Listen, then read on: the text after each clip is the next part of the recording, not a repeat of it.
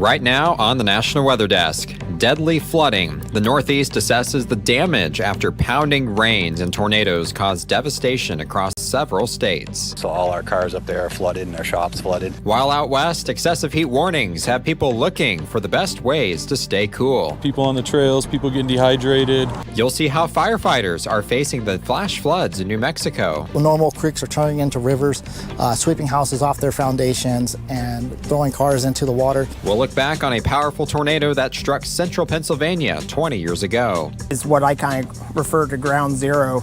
Those two homes were completely to the foundation. And tips to keep your devices from overheating this summer.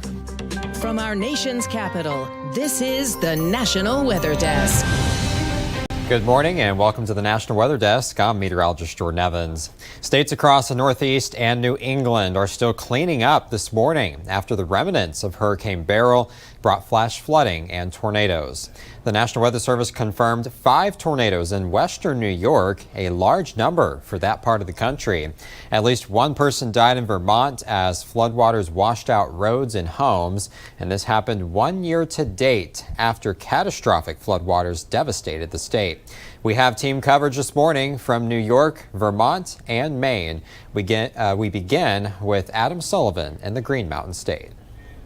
Submerged cars at this auto body shop show the depth of the deluge. So this whole street within an hour just flooded.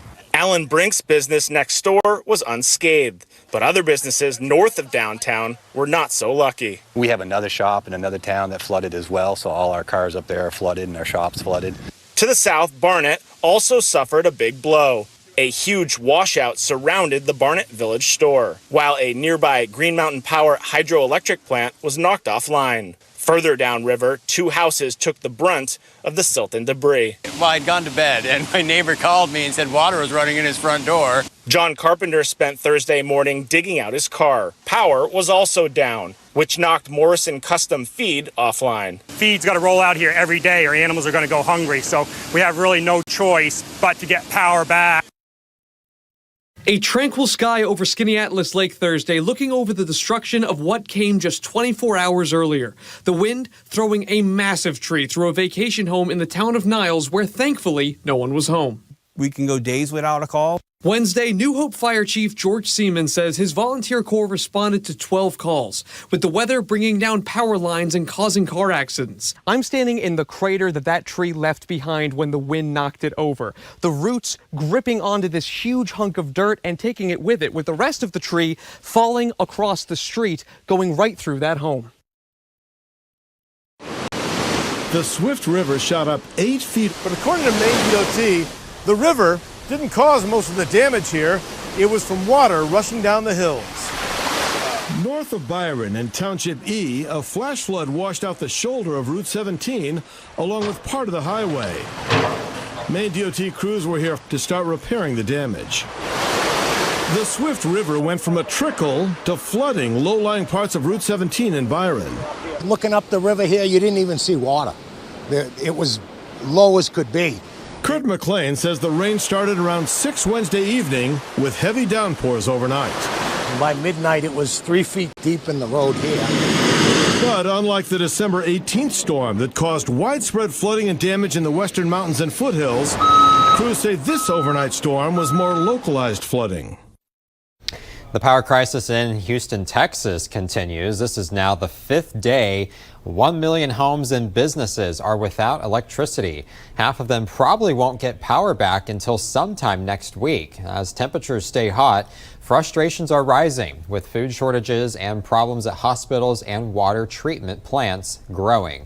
Several deaths are blamed on the situation, including a woman who died after her oxygen machine ran out of battery power and her generator shut down. Flood watches are posted for portions of the East Coast today. That's because a low pressure system off the coast is expected to bring heavy rain throughout Saturday and today as well. There's a slight risk of flash floods today. From South Carolina to Connecticut, 1 to 3 inches of much needed rain could fall through the weekend, and that's good news because the region has been dealing with drought. You can see that need on the latest map from the U.S. Drought Monitor, which was released yesterday. A portion of the Carolinas is showing extreme drought. That's level 4 out of 5, along with southwest Texas and southern New Mexico. There's moderate drought in other places, including Virginia and North Carolina. Now compare this to 1 year ago. The Carolinas were drought-free. It was the plains and the Midwest that were suffering from that extreme drought. Now to the heat, where 51 million Americans are under some kind of heat alert today. And once again, the biggest issues are out west. Meteorologist Michael Ehrenberg has more. There will be a little bit of a break in the East Coast on Friday, with feels-like temperatures going back down to the upper 80s, but soaring into the 90s with some 100s possible over much of the Gulf Coast as we head on into the first part of the weekend. A lot of this due to an upper-level high-pressure ridge, and summers are getting hotter due to global warming. Temperature trends since 1970 in just about all of the U.S. are trending hotter than average. The extreme heat is causing big problems for anyone spending time outdoors. We have 2 reports, starting with meteorologist Chase Tomlinson in southern Utah. It has been quite the heat wave lasting several days. It's going to last probably another day or 2 here in southern Utah. Eventually, though, this high pressure, this heat dome will be moving away, and temperatures will still stay hot, but at least the extreme heat will be over as we drop about 5 to 10 degrees. I want to show you, though, not only is the air temperature hot, and you got to drink plenty of water. I keep drinking bottles and bottles of water. I don't think it's enough, but it's the pavement as well. This is very dangerous for pets. 147 degrees on this asphalt. I've been measuring 140 to 160. Asphalt, concrete, just way too hot. So if you're going to be outdoors, do it in the morning. It's the coolest part. That's safer for your pets. And it should come as no surprise that out of options. We're tired of working on puzzles and watching TV. Searching for some way to stay out of the Las Vegas heat, which is why Thursday morning the Davises took a hike in Kyle Canyon. Yeah, it's real nice, but we're ready to go find some air in the truck now. And turns out the spring mountains aren't quite as refreshing as usual for this time of year. The summer heat wave in full effect. You just go up high or go north, so that's what we do. Captain Christopher Culver with the Mount Charleston Fire Protection District says his crews are averaging 1 to 2 rescues every day. People on the trails, people getting dehydrated, and just not used to the elevation as well. Where we're at right now is about 7,400 feet of elevation, and that's going to exacerbate any underlying medical conditions as well. In fact, on Wednesday, 4 hikers had to be helped down from the Deer Creek Trail after getting lost and running out of water. One patient, showing signs of heat exhaustion, had to literally be carried off the mountain. And it should come as no surprise that this year's summer heat is breaking records. According to Europe Climate Change Service, June was the 13th consecutive month to break a global heat record. Scientists say heat waves are becoming the new normal. Flash flooding is still a concern in New Mexico as well, where recent wildfires left open burn scars on the land. They allow rivers of water to rip through the village of Reduso when it rains. Ariana Parra spoke with members of the El Paso Water Rescue Team to see how they're facing the challenges. Black muddy water turning streets into raging rivers as strong floodwaters overtake the village of Ruidoso yet again this week. Bulldozing through homes, moving heavy metal dumpsters with ease, and smashing cars against anything that came across its path, leaving some people stranded. You can see the water line on the houses back over there where the mud's at, how high this water actually rose up. The El Paso Fire Department's water rescue team has been deployed to Ruidoso since late last month. I can tell you that we've had multiple rescues. We operate at a high pace, high tempo, where we can effectively get in, clear that call, get them out of safety. Brandon Kovac, you can see where the water came up and over. Assistant Water Coordinator. And it went out of its banks and came right over here in this area. We ended up losing this property right here. And one of 6 crew members from the Sun City says this is unlike anything they've experienced back home. Normal creeks are turning into rivers, sweeping houses off their foundations and throwing cars into the water. This is just a completely different operation for us. And when there isn't any rain or flooding? The house over here is actually a house, came off its foundation and is actually shifting. All efforts go to prepare for the next rainfall. We pretty much did a lasso in a last-ditch effort to see if we can prevent it from sliding off. And coming up, tips to help keep your devices safe and working in the extreme heat.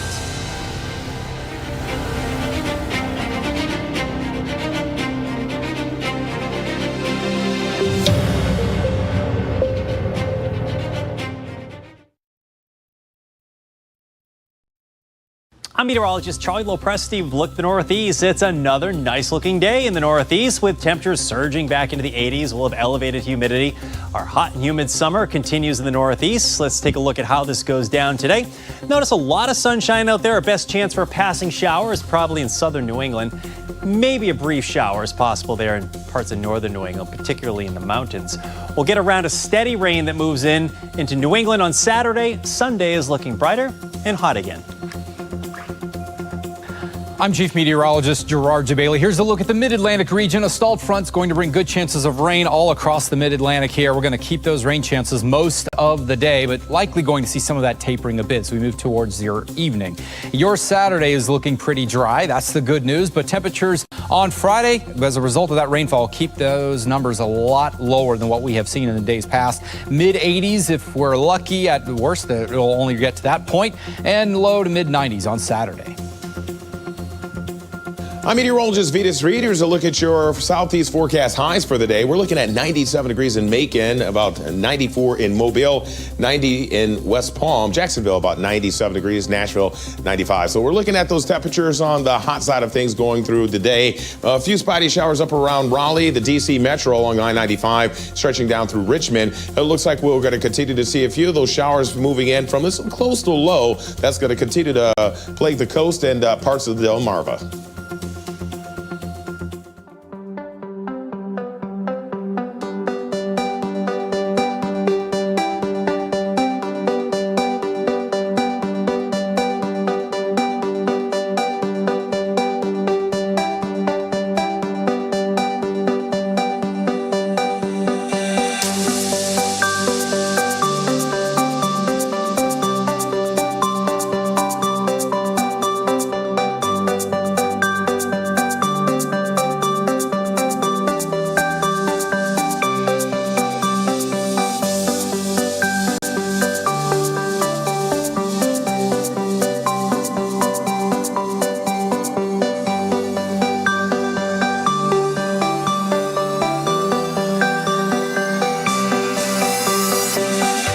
You are watching the National Weather Desk.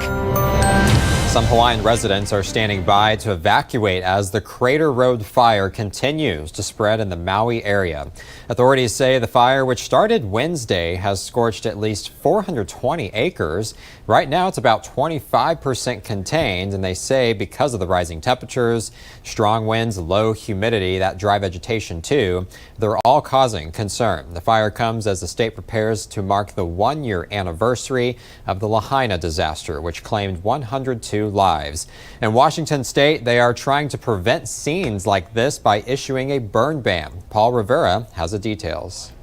Take a look around me. There's a whole lot of vegetation that can burn in this hot weather. That's why this statewide burn ban is now in effect. Washington DNR says on land like this, which they manage, burning is not allowed of any kind. I think this is going to be another difficult fire season. How do you enforce the burn ban? How do you stop people from doing things that they're not supposed to? This is an area that is difficult. I'll be honest. We have about 12 law enforcement officers to manage and cover over 6 million acres of land. Friends said they're counting on people to do the right thing. That said, their firefighters and equipment are already out and working. For wildfires, you say you're ready. We are more ready than ever before. Most fires are caused by people, so you play a big part in keeping where we live safe and fun this summer. When tornadoes, hurricanes, and other severe storms happen, trees are among the casualties.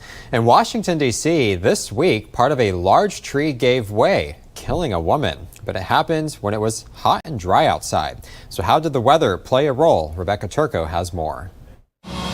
Limb by limb, this mighty oak tree is coming down after part of it fell on a woman this morning, killing her. Police say she'd been out with her husband and her dog here at Garfield Park when it happened. We're told firefighters had to cut through several large branches just to reach her.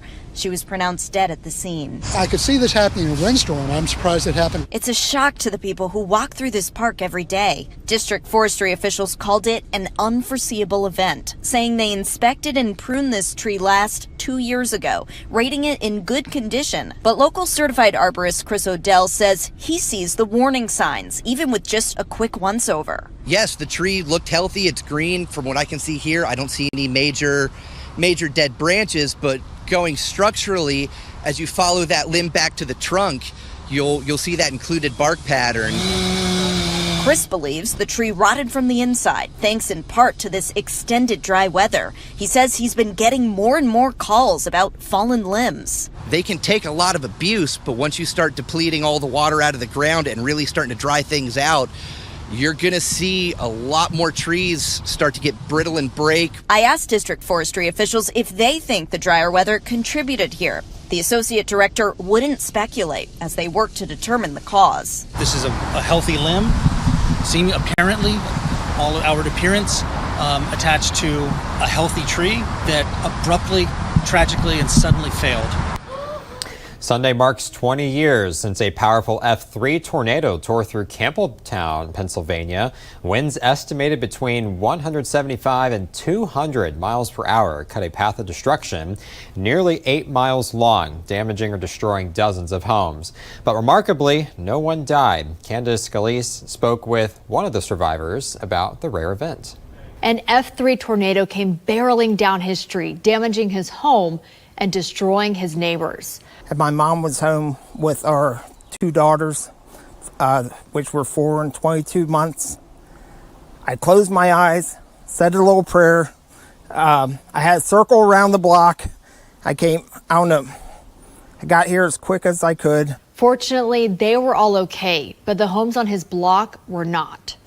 Quigley tells me you could see the path of the tornado based on the destruction. It passed through between these two homes behind me, destroying the tan one. And then it came this way. It hit both of the homes next to his, missed his home, and then it kept on going. At the end of the street is what I kind of refer to ground zero. Those two homes were completely to the foundation. Was there any kind of warning that it was coming? No. I think they did put a warning out, but I never heard it. Never heard it. You didn't know to expect something like No, I just thought it was a typical central PA severe thunderstorm. They had a gutter house the whole way, everything had to come down to the studs. And his neighbors had to rebuild. The neighbors have a fence next door, and it just took that fence right out, and that's their car and what would be their garage. As heat continues to bake large sections of the country, this morning we have some advice on how to keep both your phone and your house cool. We'll start at home, where the setting on your thermostat can mean the difference of hundreds of dollars on your energy bill. Reno, Nevada reporter Sophie Lincoln has more. One of the most common misconceptions with thermostats is that they have to work harder to cool down the house at night after you've set it to a higher heat during the day. In actuality, NV Energy experts say the most efficient system is to let your home cool down in the morning, turn it off while you're out during the day, and then raise the temperature at night. With modern thermostats, if you raise the temperature to 85 degrees at night, it likely won't actually get that hot if it's set to cool. It's more so to give the thermostat a break from the energy it takes to cool the house. Once you start going below 78, you start to exponentially increase your power bill. That isn't just a number that the power company comes up with. That is done on climate studies from northern Nevada.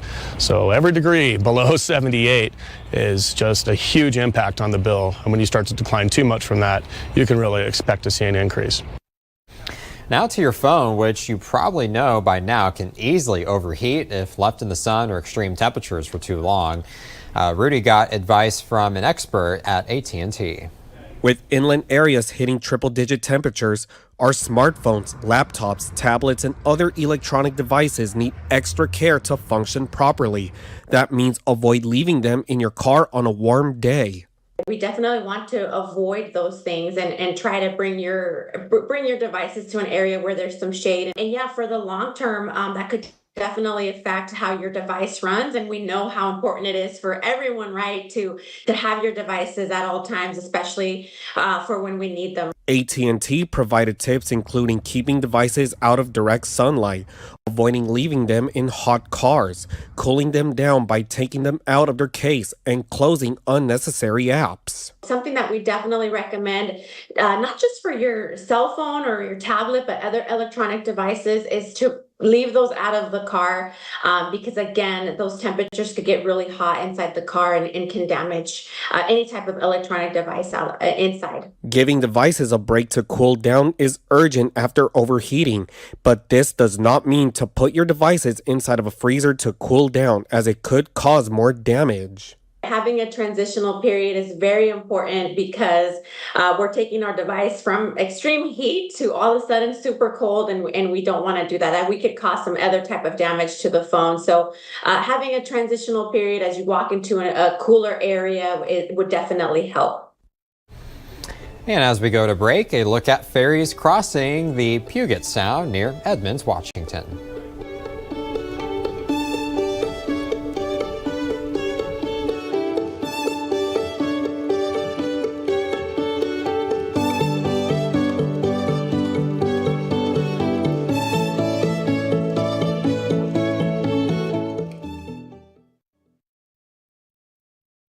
Good Friday morning, everyone. I'm meteorologist Andrew Buck-Michael. High temperatures in the upper 80s, if not the 90s for some of us. Wichita, you're expected to get up to around 100 today, and a few isolated showers and storms across the Midwest. Looks like a little better chance for some rain. Trying to move its way and up to Minnesota as we head into Saturday.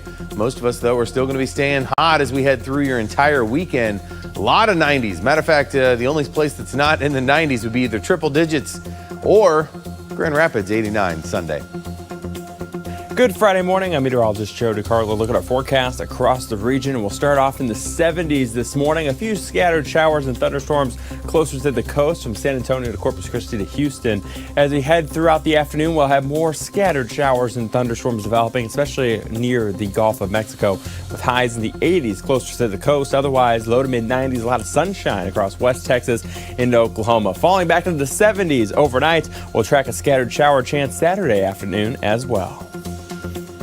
Well, hi there, everybody, and TGIF Friday morning. And here out west, we're still cooking. Big heat dome, big ridge of high pressure over the top of the west. That'll take us to 106 today in Boise, 100 in teens for Las Vegas and for Phoenix yet again. A look at Denver in on the heat at 102 in the mile high. Again, it's a big, stubborn area of high pressure, has a grip on the four corners, not going to loosen up anytime soon. And that's the scene from here.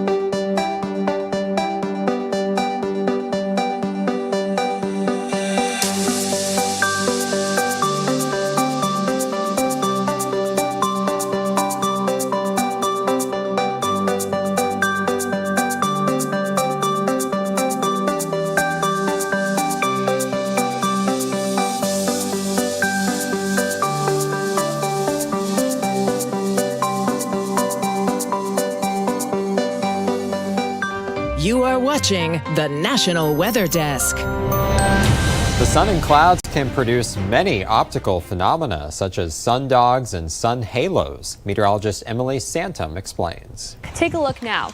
That large circle or halo around the sun is just how it looks, a sun halo. Often referred, though, as a 22-degree sun halo. They occur when ice crystals in thin cirrus clouds refract the sunlight. Now, what about that smaller rainbow arc just on your screen right now, just below the sun halo?